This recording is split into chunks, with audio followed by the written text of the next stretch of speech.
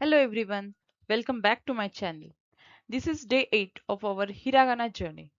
Today we will learn the Y series of the Hiragana. And unlike the other series, the Y series has only 3 characters. They are ya, you and you. Let's begin. So our first character is ya. Ya for yasai. It means vegetables. Repeat after me. Ya, yasai. Next is you. You for yuki. It means snow. This is a beautiful and a common word in Japanese. Repeat after me. You. Yuki. And finally we have yo. For example, yoru, meaning night. Repeat after me. Yo. Yoru. We have learned the Y series, that is ya, you and you.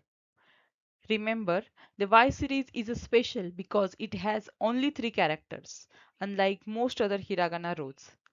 Practice writing each character and saying the example words aloud. If you enjoy this video, please like, share and subscribe. See you next time. Bye bye.